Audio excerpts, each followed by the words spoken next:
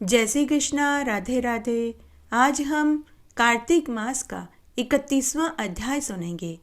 साथ ही इस अध्याय में हम कार्तिक मास के शुक्ल पक्ष की द्वादशी का महात्म्य सुनेंगे और भगवान विष्णु के 12 अक्षर मंत्र का महात्म्य सुनेंगे। कार्तिक स्नान की कहानी सुनेंगे और अंत में श्री तुलसी महारानी की आरती सुनेंगे। आइए सबसे पहले हम कार्तिक मास का 31वां अध्याय सुनते हैं। भगवान कृष्ण सत्यभामा से बोले कि हे प्रिय, दूसरों के लिए पुण्य और पाप बिना देने के भी दूसरे को मिल सकते हैं, किंतु यह नियम जो कि मैंने तुम्हें बताए ये कलयुग में लागू नहीं होते। कलयुग में तो एकमात्र कर्ता को ही अपने पाप और पुण्य को भोगने पड़ते हैं। इस संबंध में एक बहुत पुराना इतिहास है, मैं तुमसे कहता हूँ, तुम ध्यान से सुनो। भगवान कृष्ण सत्यभामा से बोले कि हे प्रिय, प्राचीन काल में उज्जैन में एक महापापी दुरात्मा धनेश्वर नाम का ब्राह्मण रहता था। वह रस, चमड़ा, कंबल का व्यापार करता था। वह वेश्यागामी और मद्यपान आदि बुरे कर्म करता था। चूंकि वह रात दिन पाप में रत रहता था, इसलिए वह व्यापार के लिए एक नगर से दूसरे नगर में घूमा करता था। एक दिन वह महिष्मतीपुरी जो राजा माहिष ने बसाई थी, उस नगर में गया। वह नगर राजा के नाम से विख्यात था। उस नगरी के पास ही पाप नाशिनी पुण्यकारिणी भगवती नर्मदा नदी बहती थी। उस नदी के किनारे देश देशांतर के यात्री कार्तिक मास में स्नान करने, भगवान विष्णु का पूजन करने आते थे। अब एक बार वह भी कार्तिक के महीने में व्यापार के सिलसिले में उस स्थान पर पहुंचा। कार्तिक व्रत करने वाले प्राणियों को वहां ठहरा देखकर वह दुष्ट धनेश्वर भी इधर उधर घूमता हुआ एक महीने तक वहीं ठहर गया और अपने सामान को बेचता हुआ वह नर्मदा नदी के तट पर घूमता हुआ ब्राह्मणों को देव पूजा करते हुए देख रहा था। वह देखता था कि कोई तो ग्रंथ पढ़ रहा है, कोई सुन रहा है, कोई भगवत कीर्तन कर रहा है, कोई भजन गा रहा है, कोई ढोलक पेटी मंजीरे बजा रहा है, तो कोई तुलसी की माला का राम नाम का जाप कर रहा है। बस इसी तरह से वह भगवत भक्तों के बीच में अपना समय बिताने लगा और वैष्णवों के दर्शन करने लगा। उनको स्पर्श करता, उनसे बातचीत करता, भगवान विष्णु के नाम के संकीर्तन को सुनता रहता।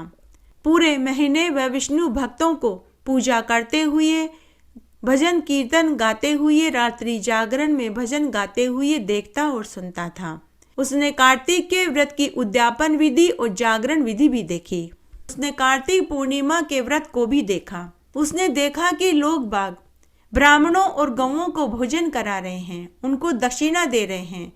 उसने नित्य प्रति भगवान शंकर की प्रसन्नता के लिए दीपदान होते हुए देखा। त्रिपुर नामक राक्षस के तीनों पुरों को शंकर जी ने इसी तिथि को जलाया था, इसलिए शिव जी के भक्त इस दिन पवित्र नदियों, तालाब, कुएं पर दीप दान करके दीप उत्सव मनाते हैं। भगवान कृष्ण सत्यभामा से आगे बोले कि हे प्रिय, जो मनुष्य मुझ में और शंकर जी में अंतर करता है, उसकी सारी क्रियाएं निष्फल हो जाती है। तब धनेश्वर वहां पूजा होते हुए देख रहा था, इधर उधर घूम रहा था। तभी उसे एक काले सर्प ने काट लिया तो वह भूमि पर अचेत होकर गिर पड़ा। उसकी दशा देखकर वहां के दयालु भक्तों ने उसे चारों ओर से घेर लिया। तब किसी भक्त ने उसके मुंह में तुलसी मिश्रित जल डाल दिया। उसके बाद उसके प्राण पखेरु उड़ गए। तभी यम के दूत उसे नागपाश में बांधकर कोड़ों से मारते हुए यमपुरी में ले गए। उसे देखकर चित्रगुप्त ने यमराज से कहा कि हे धर्मराज जी, इसने बाल्यकाल से लेकर आज तक बुरे कर्म ही किए हैं। इसके जीवन में पुण्य तो लेश मात्र भी नहीं है। यदि मैं पूरे 1 बरस तक आपको इसके कर्मों का लेखा जोखा पढ़कर सुनाता रहूं तो पापों की सूची समाप्त ही नहीं होगी। यह महापापी है, अतः इसको 1 कल्प तक घोर नरक में डाल दो। चित्रगुप्त जी की बात सुनकर यमराज ने बड़े क्रोध में आकर उसे अपना काल नेमी के समान भयंकर रूप दिखाते हुए अपने अनुचरों को आज्ञा दी कि हे प्रेत सेनापतियों, इस दुष्ट को मुग्धरों से मारते हुए कुंभीपाक नरक में ले जाकर डाल दो। उसके बाद यमदूत उसे मुग्धरों से उसका सिर फोड़ते हुए कुंभीपाक नरक में ले जाकर खोलते हुए तेल के कड़ाव में डाल दिया। यमदूतों ने जो ही तेल के कड़ाव में उसे फेंका तो लपलपाती हुई आग अपने आप ठंडी हो गई, जैसे कि प्रहलाद को अग्नि में डालने से ठंडी हो गई थी। यह विचित्र घटना देखकर यमदूतों ने यमराज के पास जाकर सारा हाल कहा। यमदूतों की बात सुनकर यमराज को भी महान आश्चर्य हुआ।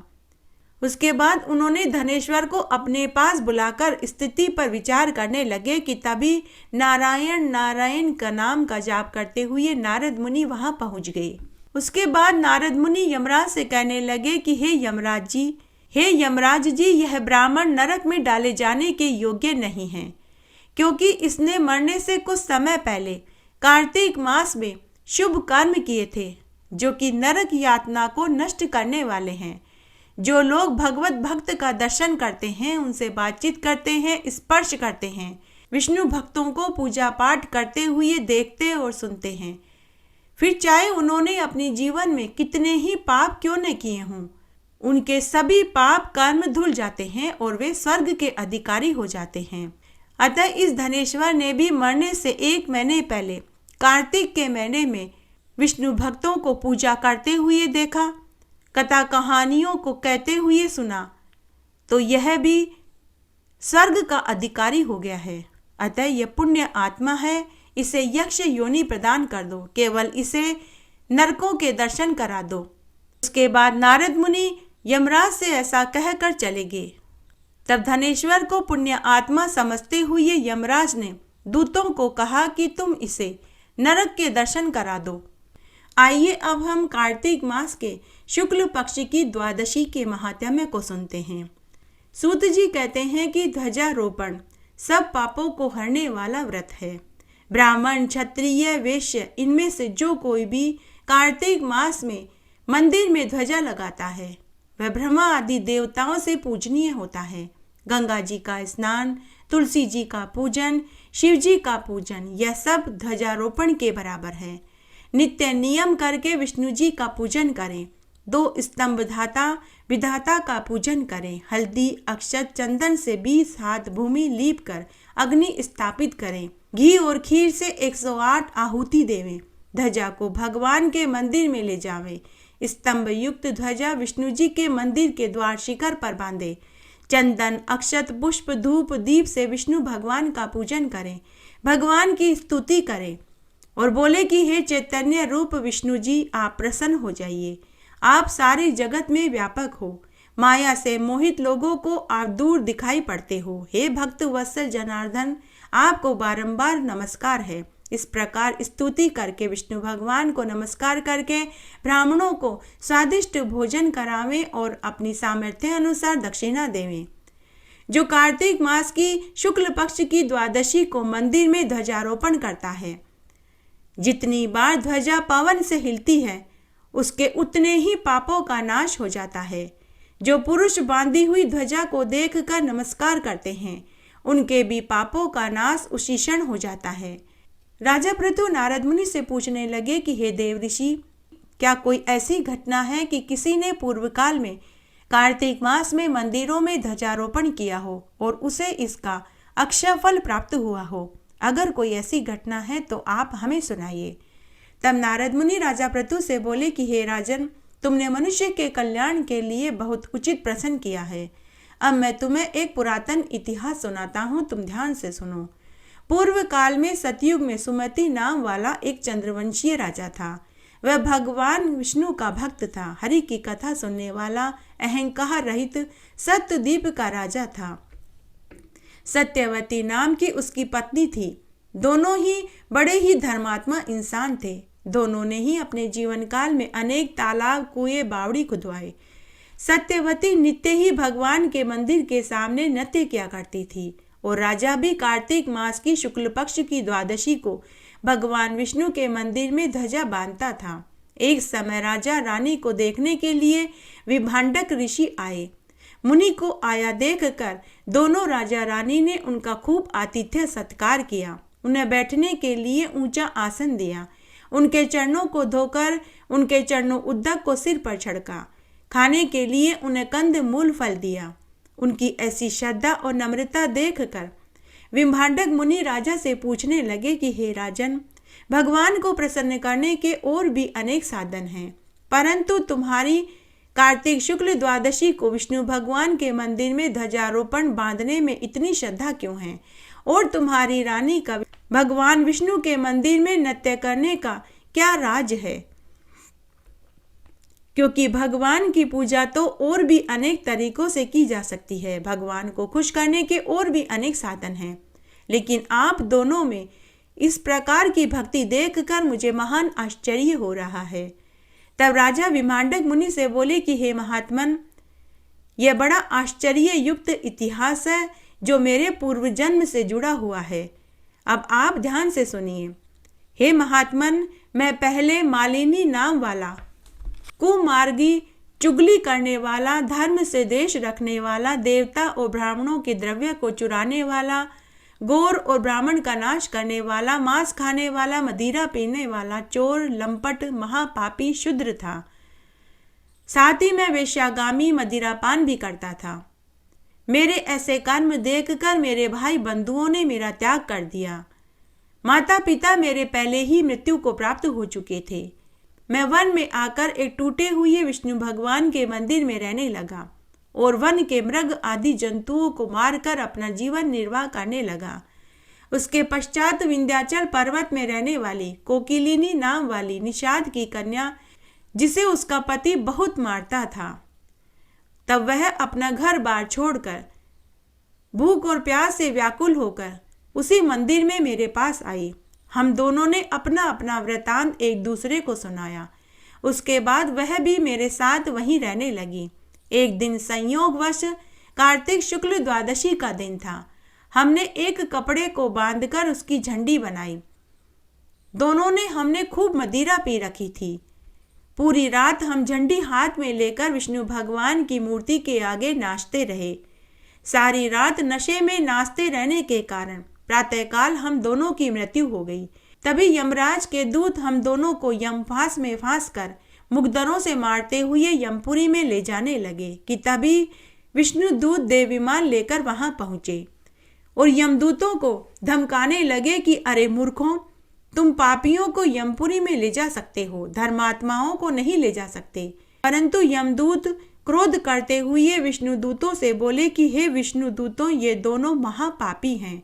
इन्होंने आयु पर्यंत कोई धर्म का कार्य नहीं किया। उसके बाद भगवान के पार्षद कहने लगे कि हे यमदूतों, बड़े ही खेद की बात है कि तुम्हें धर्म और अधर्म का ज्ञान ही नहीं है। जो बात वेदों के अनुकूल है वह धर्म है और जो वेदों के विरुद्ध है वही पाप है। यद्यपि इन्होंने आयु पर्यंत महान पाप किए, परंतु इन्होंने कार्तिक मास की शुक्ल पक्ष की द्वादशी को भगवान के मंदिर में झाड़ू लगाई, घी का दीपक जलाया, नृत्य किया और झंडी हाथ में लेकर झंडारोहण किया। अज्ञानतावश में ही इन्होंने यह सारा कार्य किया। अनजाने में ही इन्होंने ध्वजारोपण करी, मंदिर में झाड़ू लगाई, दीपक जलाया, जिससे इनके जीवन भर के सारे पाप नष्ट हो गए। इसलिए ये विष्णु लोक में जाने के योग्य हैं, यमपुरी में जाने के लिए नहीं।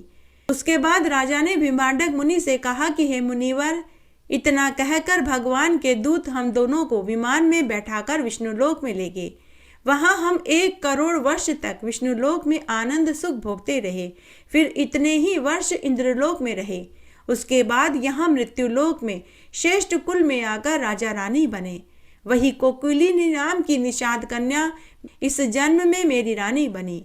इस जन्म में भी भगवान की कृपा से हमें अतुल संपत्ति प्राप्त हुई, जो हमने अज्ञानतावश पूर्व जन्म में विष्णु भगवान के मंदिर में कार्तिक मास की शुक्ल पक्ष की द्वादशी को झंडारोपण किया, घी का दीपक जलाया, विष्णु भगवान के मंदिर में झाड़ू लगाई, उसका इतना सुंदर फल मिला, तो श्रद्धा सहित भगवान के मंदिर में ध्वजारोपण करने से कितना सुंदर फल होगा। हमारे अच्छे कर्मों के कारण इस जन्म में भी हमें हमारे पूर्व जन्म की सभी बातों का स्मरण रहा। यही कारण है कि मैं विष्णु भगवान के मंदिर में ध्वजारोपण करता हूँ और मेरी रानी विष्णु भगवान के आगे नृत्य करती है। सारी कथा सुनकर विभांडक ऋषि राजा रानी को ढेरों आशीर्वाद देकर तपोवन में चले गए।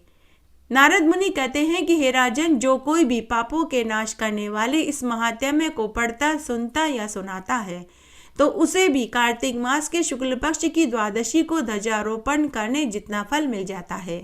आइए अब हम इस अध्याय में द्वादशाक्षर मंत्र के महात्म्य को सुनते हैं। द्वादशाक्षर की महिमा बताते हुए शास्त्रों में कहा गया है कि यदि मनुष्य कार्तिक मास में सत्कर्म करते हुए, सोते जागते, उड़ते बैठते, चलते फिरते हुए भगवान के द्वादशाक्षर मंत्र का जाप करते हैं, वे अपने 7 जन्मों के पापों को धो लेते हैं और अपने पितरों का भी उद्धार कर देते हैं। मरने के बाद उन्हें सद्गति की प्राप्ति होती है। जिस घर में इस मंत्र का उच्चारण होता है वहां अलक्ष्मी कभी नहीं आती, वहां हमेशा स्थायी लक्ष्मी का वास होता है। ओम यह ब्रह्मांडीय अलौकिक ध्वनि है। नमो, अभिवादन, प्रणाम और नमस्कार भगवते शक्तिशाली, दयालु, दिव्य। वासुदेव, वासु का अर्थ सभी प्राणियों में जीवन, देवाय का अर्थ ईश्वर, इसका पूरा अर्थ है ऐसे भगवान जो सभी प्राणियों का जीवन है। ओम नमो भगवते वासुदेवाय, यह मंत्र भगवान विष्णु व कृष्ण दोनों का है। इसमें 2 परंपराएं हैं, तांत्रिक और पौराणिक। यह एक सर्वोच्च विष्णु मंत्र है। इस मंत्र को पढ़ने से ग्रहों की शक्ति होती है। जिन व्यक्तियों की कुंडली में ग्रह अशांत हैं उन्हें इस मंत्र का जाप सदा करते रहना चाहिए। जो व्यक्ति इस मंत्र का जाप करते हैं उनकी सभी इच्छाएं भगवान विष्णु पूरी कर देते हैं। इस मंत्र का जब भी जाप करें तुलसी या रुद्राक्ष की माला फेरनी चाहिए। इस मंत्र का पूरा फल पाने के लिए विष्णु भगवान की मूर्ति के सामने या फिर विष्णु मंदिर में या तुलसी के पौधे के पास बैठकर मंत्र का जाप करने का चमत्कारी फल मिलता है। इस मंत्र के विधान में विनियोग और न्यास का प्रावधान है। विनियोग के लिए दाएं हाथ में जल ग्रहण करें, फिर मंत्र बोलें, जल किसी पात्र में छोड़ दें। इस मंत्र के जाप से श्री हरि की कृपा प्राप्त होने लग जाती है। यह मंत्र नारायण कवच के नाम से जाना जाता है।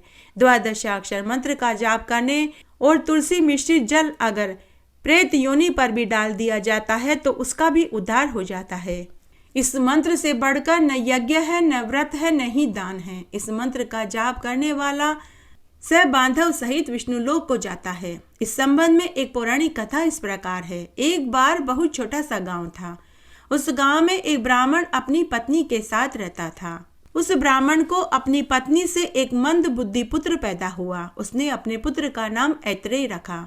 जब ब्राह्मण ने देखा कि उसका पुत्र मंद बुद्धि है और उसकी जीभ भी नहीं हिलती डुलती तो उसने उन्हें छोड़कर दूसरा विवाह कर लिया। दूसरी स्त्री से उसे अनेक पुत्र पैदा हुए। वह ब्राह्मण उनके साथ आनंद पूर्वक रहने लगा। इधर ऐत्रेय की माता दुखी होकर अपने पुत्र से कहने लगी कि मुझे तो मंदबुद्धि पुत्र पैदा हुआ है। मेरे पति ने दूसरा विवाह कर लिया है और उनसे बहुत से पुत्र पैदा हुए हैं। वे सब तो सुख से रह रहे हैं और मेरे तो तू मंदबुद्धि पैदा हुआ है। मेरा तो मरना ही ठीक है। मेरे जीवन से अब कोई लाभ नहीं। ऐत्रेय ने जब अपनी माता से ऐसे वचन सुने तो वह ब्राह्मणों के यज्ञ मंडप समाज में गया। वहां अनेक ज्ञानी पंडित महात्मा बैठे हुए थे। वहां ऐत्रेय के मुख से अचानक से ओम नमो भगवते वासुदेवाय मंत्र निकला। ऐत्रेय के द्वारा ऐसा कहने पर सभी ब्राह्मणों ने ऐत्रेय का सम्मान और पूजन किया। उसे खूब सारा धन देकर उसका आदर सम्मान किया।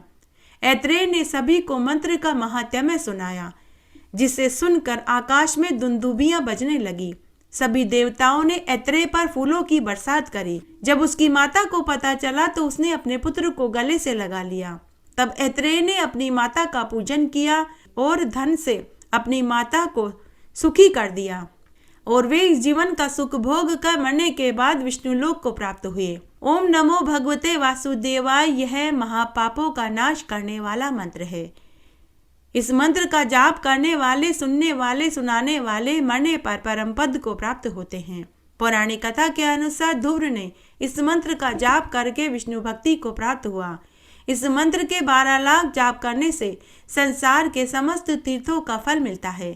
भगवान विष्णु उस भक्त के सभी कष्टों को दूर कर देते हैं और उसे अभिष्ट फल प्रदान कर देते हैं। तुलसी महारानी की आरती। तुलसी महारानी नमो नमो, हर की पटरानी नमो नमो, कौन से महीने में बोई रानी तुलसा तो कौन से महीने में हुई हरियाली। आषाढ़ के महीने में बोई रानी तुलसा तो सावन के महीने में हुई हरियाली। कौन से महीने में हुई तेरी पूजा तो कौन से महीने में हुई पटरानी। कार्तिक के महीने में हुई मेरी पूजा तो मंगसर मास में हुई पटरानी। धूप दीप नैवेद्य आरती तो पुष्पन की बरसा बरसानी। 56 भोग 36 व्यंजन तो बिन तुलसा हर एक न मानी। जो कोई तुलसा को सवेरे गावे तो श्री कृष्ण के दर्शन पावे। जो कोई तुलसा को दोपहर गावे तो खीर खांड का भोग लगावे। जो कोई तुलसा को संध्या को गावे तो श्री कृष्ण जी की आरती उतारे। जो कोई तुलसा को आधी रात को गावे तो श्री कृष्ण जी के चरण दबावे। तुलसा महारानी नमो नमो, हर की पटरानी नमो नमो। जय हो तुलसी माता की जय। इस तरह आज हमने कार्तिक मास का 31वां अध्याय सुना। आशा करती हूँ यह आपको जरूर पसंद आएगा। मेरे साथ बने रहने के लिए आपका धन्यवाद। आगे आने वाली कथा कहानी के लिए भी आप इसी तरह मेरे साथ बने रहें। धन्यवाद।